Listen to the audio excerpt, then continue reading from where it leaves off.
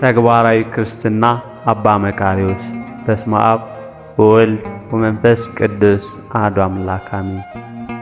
አባ መቃርዮስ በአንድ ወቅት ስለራሱ እንዲህ ሲል ተናግሯል። ወጣት በነበርኩበት ጊዜ በግብጽ በአንዲት መንደር በትንሽ ጎጆ ኖር ነበር። በአንድ ወቅት የመንደሩ ነዋሪ እኔን ለቤተ ክርስቲያን ሹመት አጩኝ። እኔ ግን ይህን ክብር ሸሽቼ ወደ ሌላ መንደር ሄድኩኝ። ከዚያም ትጉህ አገልጋይ የሆነ ረዳት አብሮኝ መኖር ጀመረ። እኔ የምሰራቸውን የእጅ ሥራዎች እርሱ በመሸጥ ያገለግለኝ ነበር። በዚህ ወቅት በምኖርበት መንደር ያለች አንዲት ድንግል በድካም ዝላ ከጋብቻ ውጭ ዝሙት ትሰራና ታረግዛለች። ቤተሰቦቿ ከማን እንዳረገዘች እንድትናገር ወጥረው ሲይዟት ከመናኙ ነው በማለት ተናገረች። የመንደሩም ሰው ተሰብስቦ ወደ እኔ መጣ። ወደ መንደሩም እየጎተቱ ይዘውኝ ሄዱ። በአንገቴም ላይ በጥላሸትና በልዩ ልዩ ነገሮች የጠቆሩ ቶፋዎችን እንዳንጠለጥል አድርገው በመንደሩ ሁሉ እንድዞር አድርገው ይመቱኝ ነበር። እንዲህም ይሉ ነበር፣ ይህ መነኩሴ ልጃችንን አስነውሯታል እያሉ መቱኝም። አመታታቸውም ለሞት የሚያደርስ ነበር። ያገለገለኝ የነበረው ያ ሰው ግን ፊቱ በኀፍረት ተሞልቶ ከእኔ ጎን ይጓዝ ነበር።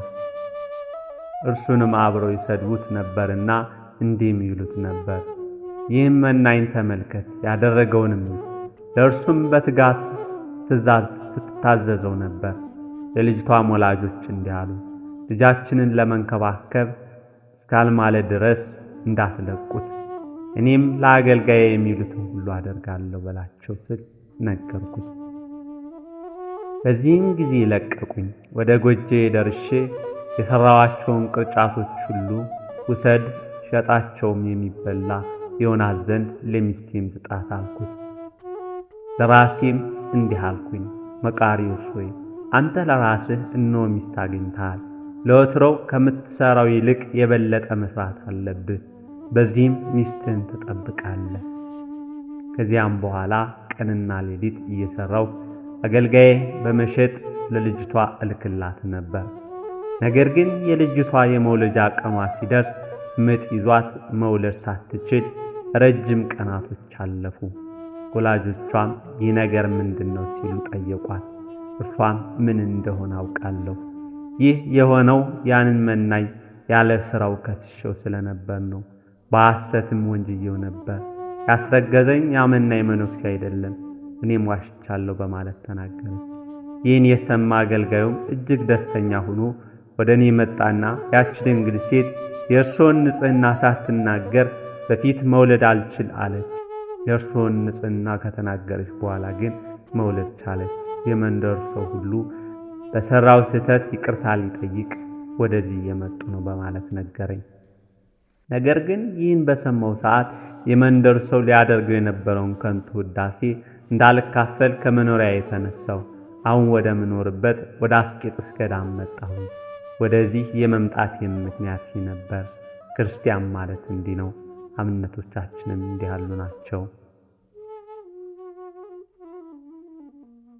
ተወዳጆች ሆይ ክርስቶስ ስለኛ ብሎ እስከምን ድረስ እንደመጣ አስተውሉ። ክብር ይግባውና ጌታችን ኢየሱስ ክርስቶስ ስለኛ ብሎ አርያ ገብርን ነስቶ መጥቷል። ስለኛ ብሎ ነፍሱን አሳልፎ ሰጥቷል። ከዚህ ሁሉ በኋላ እንኳን ሊቀ ካህናችን ነውና እኛም መንከባከቡን አላቋረጠም።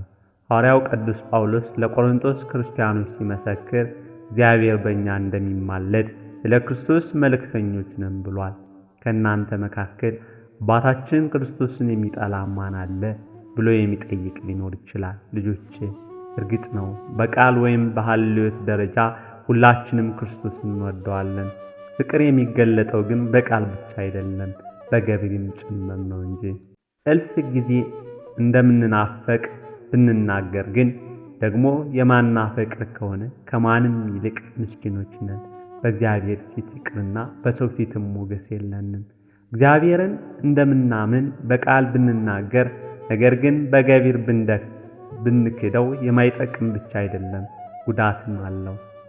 እንኪያስ ተወዳጆች ሆይ እግዚአብሔርን ማመናችን በቃልም በገቢርም ይሆን ዘንድ እማልዳችኋለሁ። ክርስቶስን በዚህ ሰዓት ካልካድነው እርሱም በመጨረሻይቱ ቀን አይክድምና በዚሁ ሰዓት በቃልም በገቢርም በሰው ፊት ብንመሰክርለት እርሱም በመጨረሻይቱ ቀን በእግዚአብሔር መላእክት ፊት ይመሰክርልናል። ይህን እንድናደርግ በቸርነቱም ርስቱን መንግሥቱን እንዲያወርሰን ሰውን በመውደድ ሰው የሆነ ኢየሱስ ክርስቶስ ይርዳን። አሜን። ቅዱስ ዮሐንስ አፈወርቅ።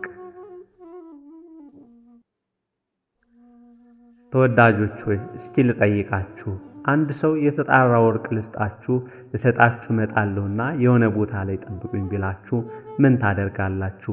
ወደዚያ ቦታ ለመሄድ አስፈላጊ ነው የምትሉትን ሁሉ አታደርጉምን? ቀኑን ሙሉም ቢሆን ቁጭ ብላችሁ አትጠብቁምን? እግዚአብሔር እሰጣችኋለሁ ያላችሁ ግን አንዲት ወይም 10 ወይም 20 ወይም 100 ወይም 1000 ቅንጣት ወርቅ አይደለም፣ ወይም ምድርን ሁሉ አይደለም፣ ከዚህ ሁሉ የምትበልጠው መንግሥተ ሰማያት እንጂ።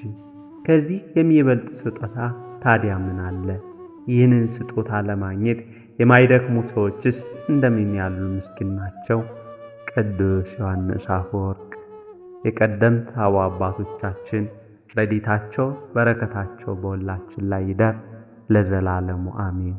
ምክረ አበው ሚዲያን ላይክ፣ ሰብስክራይብ፣ ሼር በማድረግ ዘወትር ይከታተሉ።